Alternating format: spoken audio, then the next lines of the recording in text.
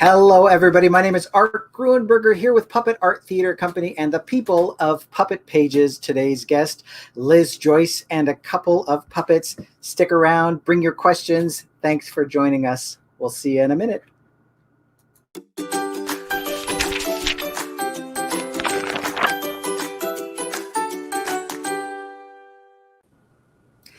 Welcome, Liz. Liz is an accomplished puppeteer who writes, creates, and performs a growing repertoire of work for young audiences and their adults.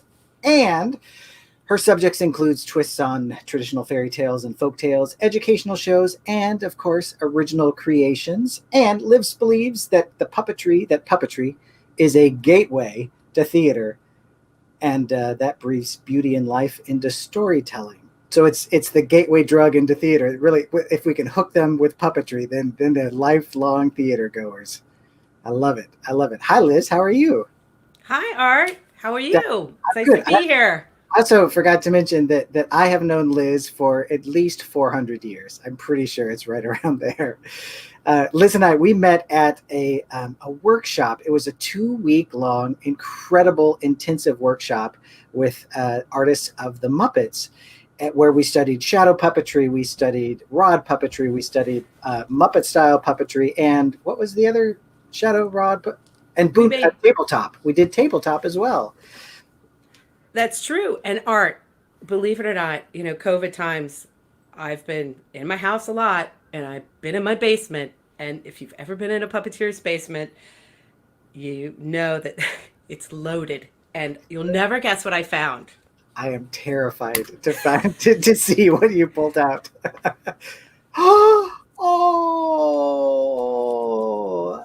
oh, this is like. So I was talking with Liz this week about this interview, and she did this beautiful piece that was minimally lit, and there was one big light shining up from above, and this character dies Creepy. in your piece, right? And then it moves into the light, and it was such a beautiful piece. It impacts me. I remember it from this day. And part of what I love about your performances, Liz, is that you are visible for the majority of your shows, at least the ones that I've seen. And you have such, in fact, that was back in like 91 or 92 when we did that workshop. Long time And ago. then I'd stalked you on Facebook forever when we became Facebook friends, and I saw what you were doing with your career, which was lovely. But then I finally got to see one of your shows live, and it was the Doubtful Sprout at one of the national festivals. And I loved that your face was still a big part of it, and that presence that I loved back in 1992 was still there at 2016 or whatever it was when I saw the performance of the Doubtful Sprout. It was like, yay! That is such a magical thing you bring to your shows. I just love that. I What spent a lot of time building things to hide me, to hide the puppeteer. And when I realized this revelatory moment where, oh, I don't have to build all this masking, I can tell this story and have the puppets also tell the story and kind of back in and out of the light. That saved me a lot of time, and it just made for a richer experience of storytelling, I think. At what part in your career did you begin to shift from being completely hidden as the puppeteer to being part of the storytelling of the shows?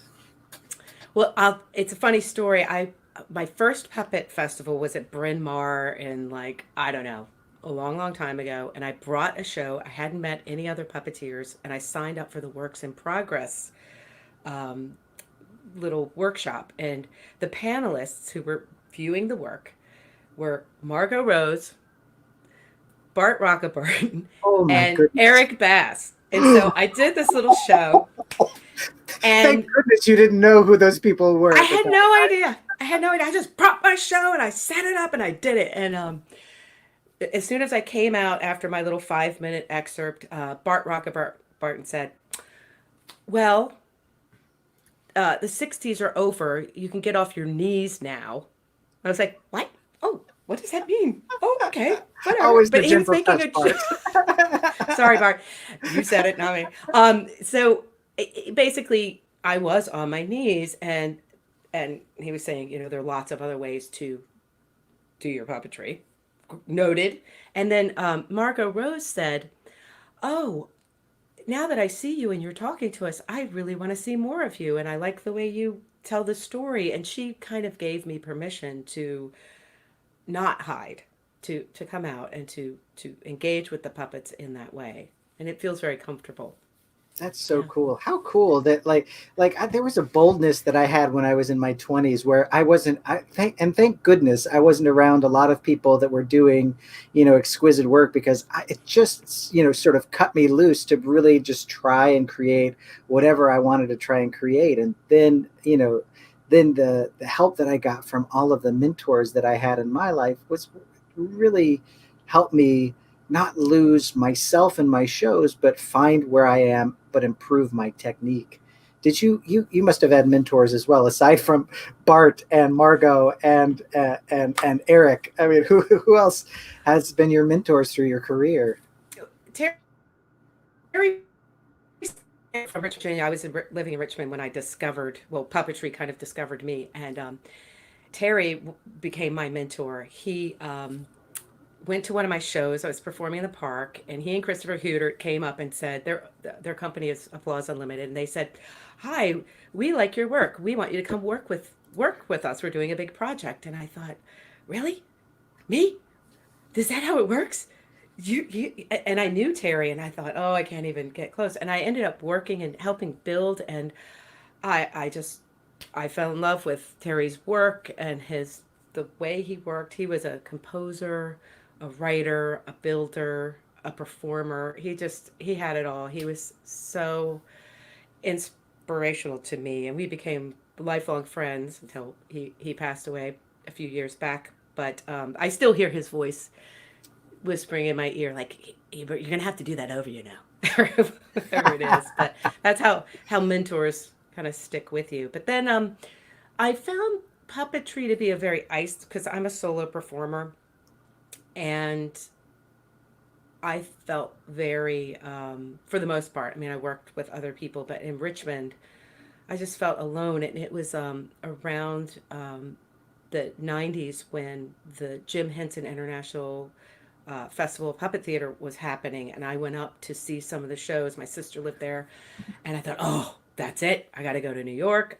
There are puppeteers here. I want to be a part of this, and I did. I moved up in '96, and I worked with Michael Romanishon at Los Caballitos before it was Teatro Sea, and uh, Vít Horses with the Czech American uh, puppet theater, and we just all were building shows and working with each other, and it was a really wonderful, wonderful time to be in New York, and that shaped my puppetry so much to be able to work with other people and have that camaraderie. It's one of my favorite things about the puppetry community. It's not. I was trained as an artist, and so we really play with our cards close to our chest. You don't want to show your hand. And the puppet community, we show our hand, we give it, come on in. It's just such a lovely community. And I think it makes for more sharing. It's just supportive in so many ways. I feel lucky. Absolutely. Yeah, absolutely. What? So I've got this theory. I don't know if it's true or not, but I found it to be true sometimes. So I, I find that puppeteers are like builders, and that's their favorite thing to do, and they perform to fund their building habit, or they're performers, which is where I am, and I build to fund my performing habit. Do you have a preference? Is it, are you a builder, are you a performer, or is it a conglomerate of the two that you love, or what is it about? Where do you lie on that spectrum? Hmm. Well, I came in as an artist and then became an educator. And then uh, once I started making shows, it was about, well, we have this deadline and we have this product that we're making, this story that we're bringing to life. Um, so, hmm, I feel like I love the performance. I love my audiences. So maybe I'm a more of a build to perform. But if I had all the time in the world and I didn't have all the deadlines and it wasn't my profession and all of those things, maybe I would be building take it more as an artistic. But I love that about puppetry is you make something and then you use it. You don't have to sell it, you don't have to give it away. It doesn't sit in a corner, it's not on a wall. You make it and you bring it to life, and it has a life of its own, and it keeps moving and living when Are I you make it live. are you precious with your puppets? I know some people are precious with their and in that sense, like people ask me, oh, do you talk to your puppets at home? And it's like, no, I don't talk to my puppets at home, but I do get attached. Like when I've moved from like one of our intro characters and it starts to get a little worn and tired and I need to build a new one. I, I it's rare for me to throw the old one out if I've been using it for a good long time, because I do become a little attached to it. Like where are you at with your puppets? That's why I have puppets that are made out of muslin, model magic, and masking tape in my in Oh my yeah, basement. I guess that sort of answered the question, didn't it? I don't know. There comes a time when you get in that mode where it's okay. We're retiring the show, and I actually will give the puppets away, or Mm, they will go to the place where puppets go when they're not yes. going to be performed anymore. Yeah. Yeah. Yeah, Absolutely. Absolutely. Well, I we have a but I'm couple of. not precious about it. You're a little precious about it, aren't Okay, you? I'm a little precious. Hi, Elise. She says the show you performed with Steve Witterman is one of my favorites, but I enjoyed all of your solo shows too. What was the show that you Hi, performed? Elise. Hi, Elise. Good to see you. What was the show that you performed with Steve? It was called Song of Sixpence, and it was an operetta written in 1925, and I found it at a yard sale, and I bought it for 10 cents, and I just thought, I don't really read music, but I just read the words to is it the libretto? I Libretto. think so. Yeah. Libretto. Yeah, I Hmm. read that. See how good I am? And I thought, oh, I got to do this. And so I went around and tried to find someone to play it for me. And it might have even been someone from Pagogny who said, oh, Steve Witterman, he plays piano, we got to do it. And Steven loved it. And so we did this little show, and it's all done on a tea cart. All the puppets and set pieces all came rolling in on a tea cart, and I was dressed as a French maid, and the whole thing was sung. I didn't change it at all, and it was a very Wow. precious, sweet little piece. But it was probably about 25 minutes, so it's not 23 minutes. It wasn't a full length kind of thing, but it was such a joy to perform. And Where did you guys do the show at? we did it couple of regionals, a couple of little festivals. We did it at one of the Minneapolis festivals, and it won an Unima. So Nice. yeah, Nice. That's really cool. Nice. I Thanks loved for. working with Steven. I'm sad he's in Chicago because I loved it when he was on Long Island. Yeah, he's a force, isn't he? Hmm. Yeah. I've got a couple of your clips loaded up, a couple of your sizzle reels from a few of your shows. Do you have a preference which one we dive into first? Which one did you create first? And maybe we'll start with that. Oh, Doubtful Sprout probably. Doubtful Sprout. All right, let's take a look at a couple of minutes of Doubtful Sprout by Liz Joyce and a couple of puppets.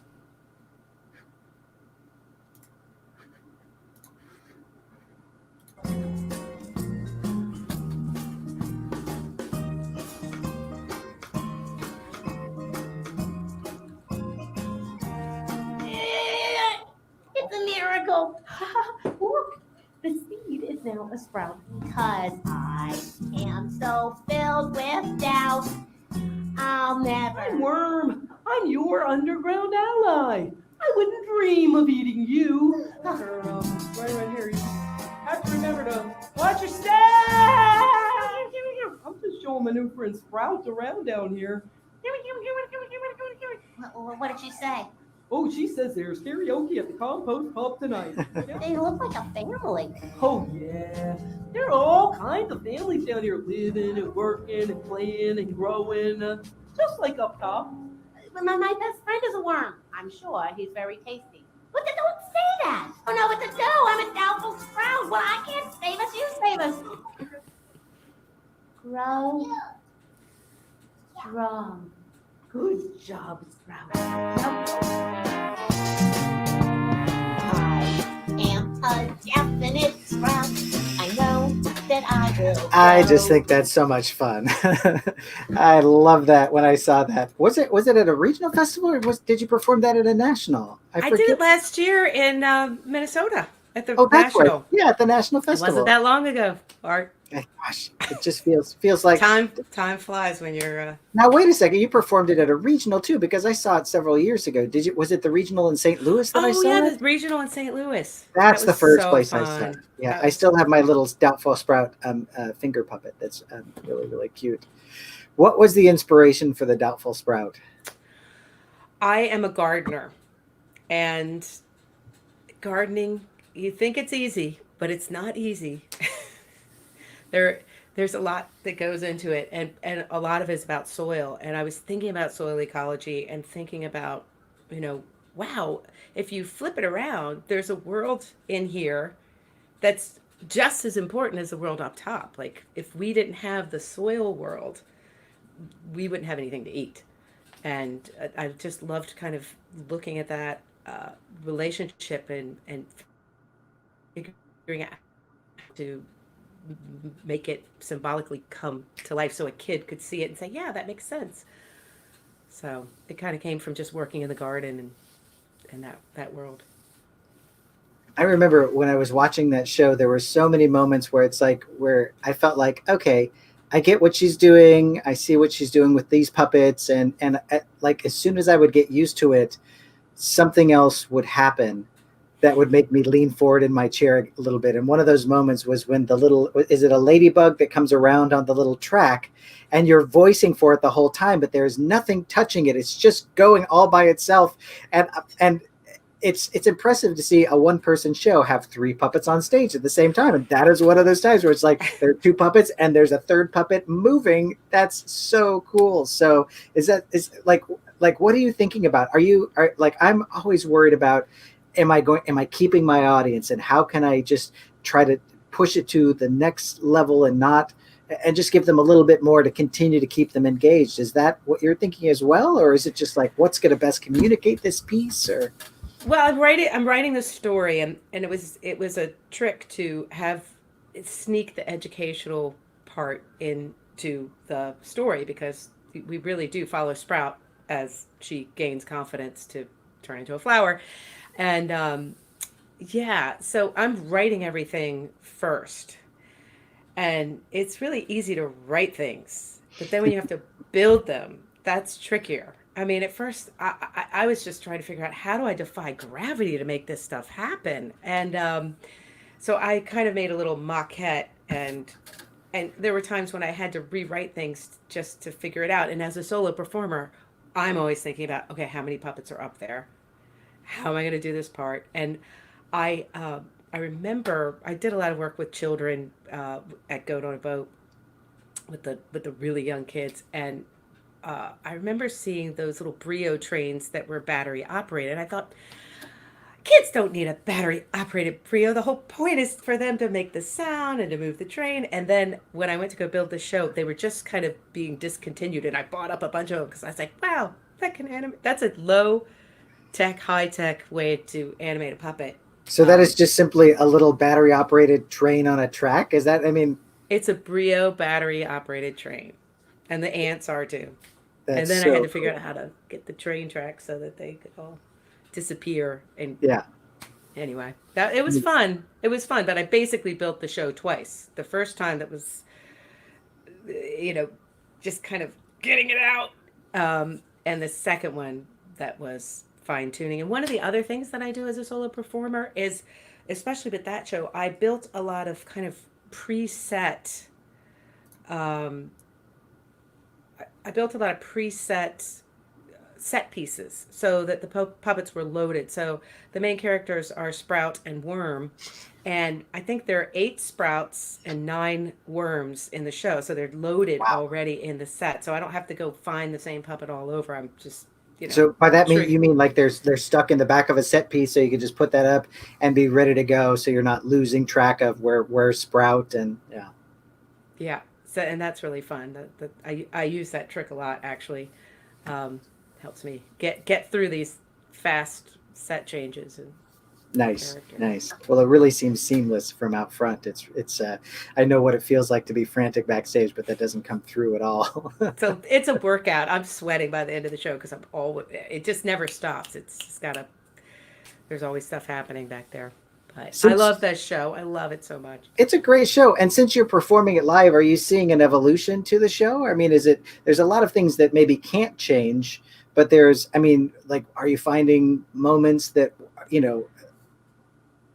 Yeah, I think I'm finding more places to get the audience, which it's not a thing of the past. It's, but I love to get the audience find where they can come in, where they know the answer, where they're waiting to have the answer, where they're back in the game. Because I feel like making theater for children is not making theater for adults. It's very interactive. You want to invite them in. They want to be a part of it. It keeps them. It's kind of I don't know. I went to see a pantomime in Ireland many years ago, and I couldn't believe how involved the kids were. It was the year that Ireland had won the World Soccer Cup, and so that every 15 minutes they just start singing their chant song, and I loved it. I thought, oh well, that's how you do it. You don't try to keep them quiet. You try to get them involved, and that was a very pivotal moment for me because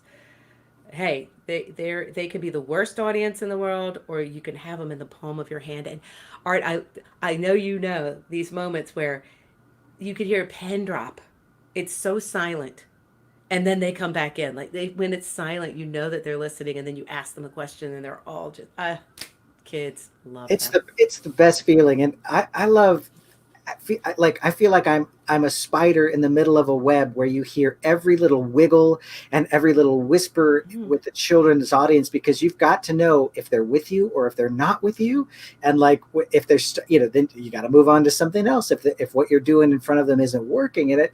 And when I went back to teach at university a little bit, when any of my students, and they were all adults, when they would start talking, I would lose my mind because that part of my brain was so active. It's just like, oh, I'm losing part of my audience, and so I would make them be quiet, so because I would just lose my mind. But yeah, your audience is like an instrument, and if you learn to play that instrument, you can't force it, but you can find how it works and use it, and you do just a lovely job at that.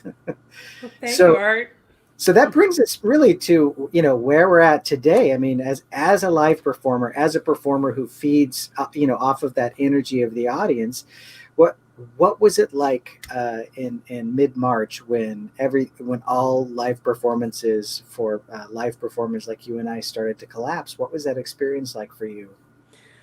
Uh, so at Goat on a Boat, we had planned a whole March series. So we had Saturday shows, and then we do a series where we invite our local elementary schools in for a free puppet show that we find funding for. And so I had hired a bunch of people. We were all ready to go, and I could see it was like a fog bank of that it was coming our way, and I just watched around me, and I uh, it was sad. I was very sad to have to call people up and let them know that it wasn't going to happen, and it was scary. It's just so unknown and unbelievable that things actually can shut down and everything can just come to a stop. And I think we did a pretty good job, in the Northeast, and we held on. But yeah, it all came to a stop, and it was weird. What was the pivot like? Because now you're doing shows online. You've got sort of two sides of what you do. You're a presenter through Goat on a Boat, and you've had my company out. You've had lots of incredible puppeteers out to perform for your little community there on Long Island.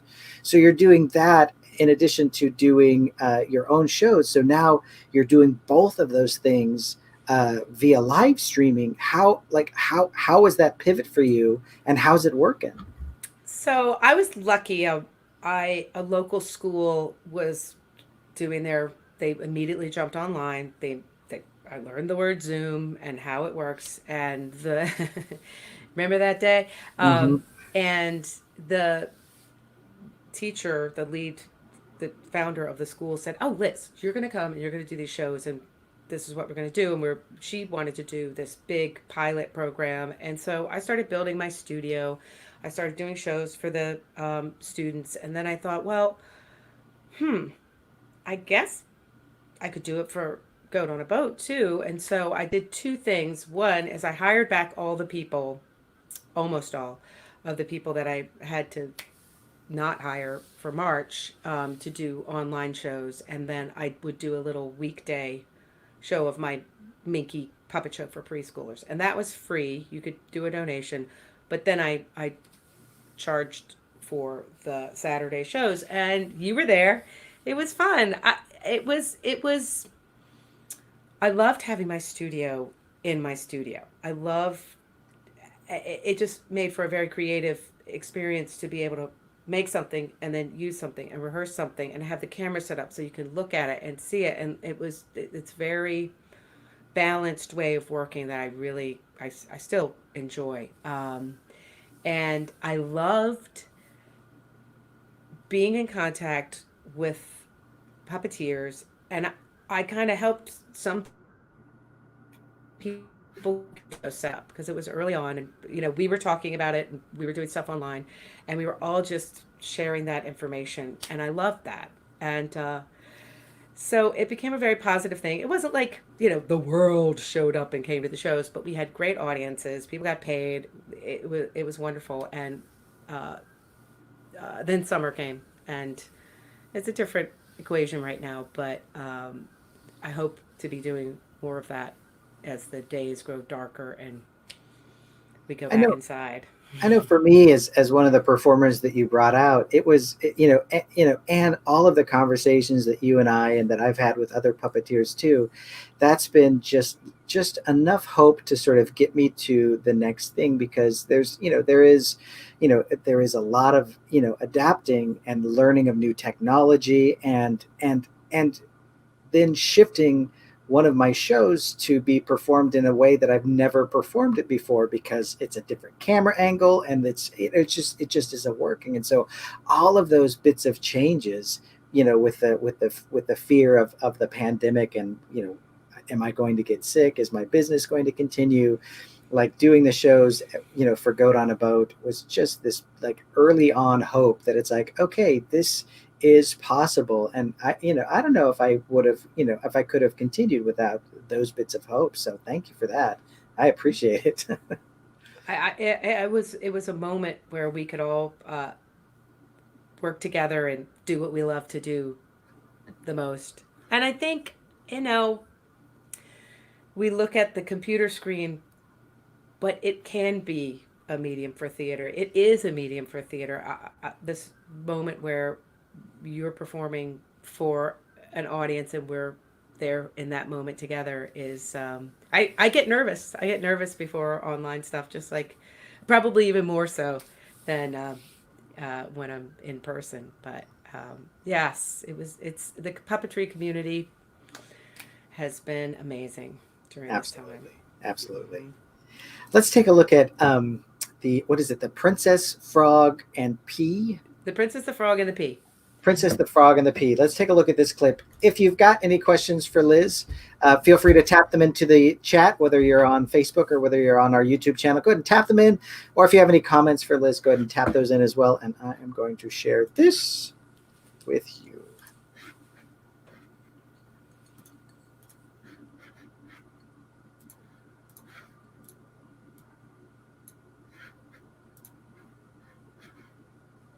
Dang it. No, I must see you right away.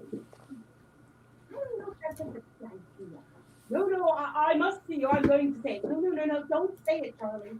I'm going to say it. No, Charlie, please don't say it. I'm going to say it. Oh no, he's going to say it. Oh. Rapunzel, Rapunzel, let down your head. He said it. Now I have to do it. All right, here we go. The first thing I'm going to do when I get out of here is get a haircut.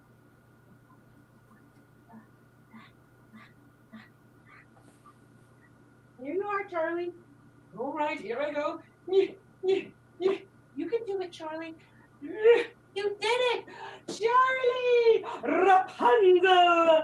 Charlie. Rapunzel. Oh, Charlie. Yes, Rapunzel. You're a pea. Yes, I know that I'm a pea on the outside, but on the inside, I am a prince.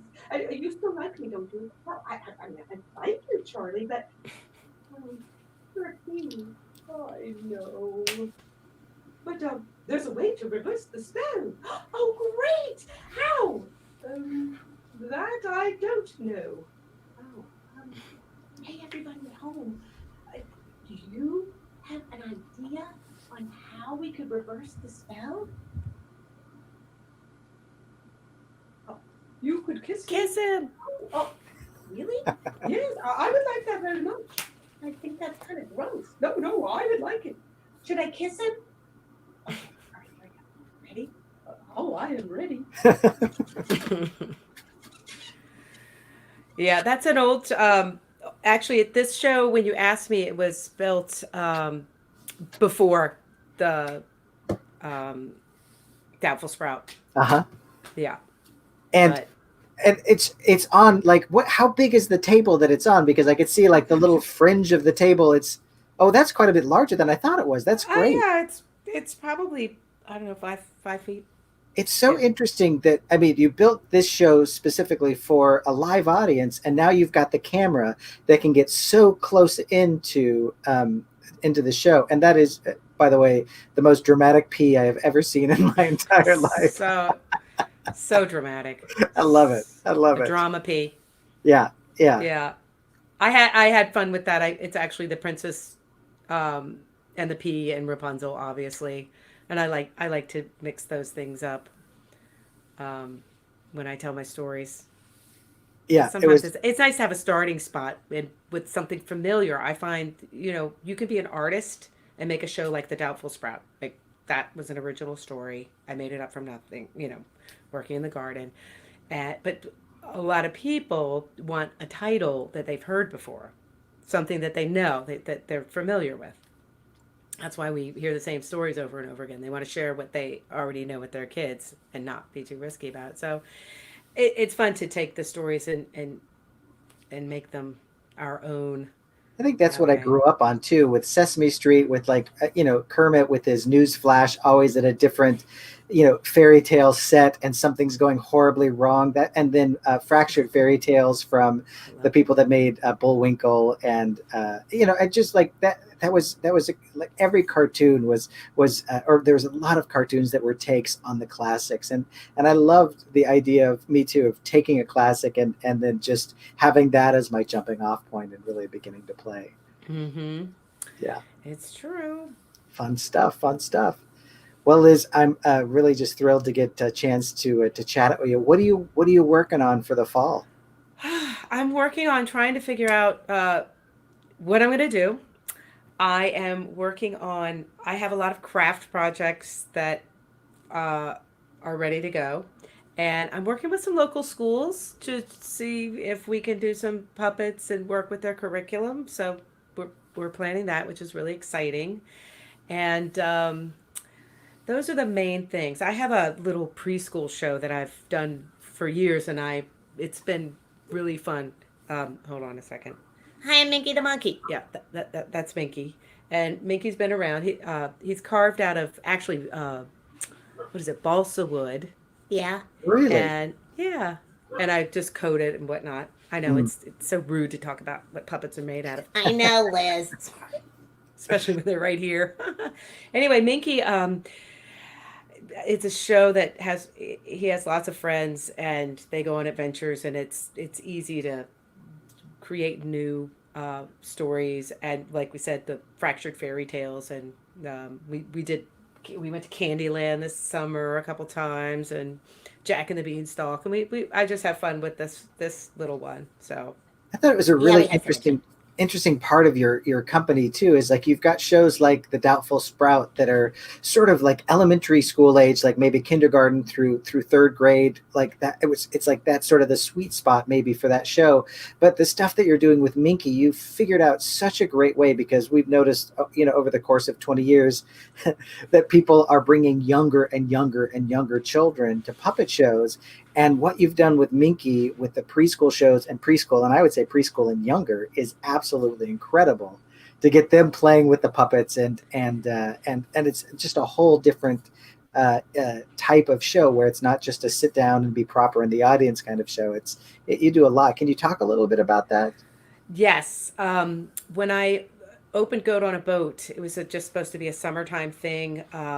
But people came up and said, no, no, no, you have to keep coming. We're going to bring our babies and you're going to go do something. And so I don't have children. And they would bring these little babies. And at first I had no idea what to do with them. So we kind of created Minky together. I realized, oh, sounds are really good. Oh, they love bubbles. Oh, they love this. Oh, they can do this. Okay. And so over time, I just built this little program with music and whatnot, but Minky was what everybody came for. And the kids were so cute, Art. They would come in and they would sit right down, like front and center, get ready for the show. I mean, 2-year-olds, they just come up, sit down. It was the sweetest thing. And I felt that it addressed that need, as you said, of people want to bring their kids in utero to the puppet show, and they might not actually be quite ready for that.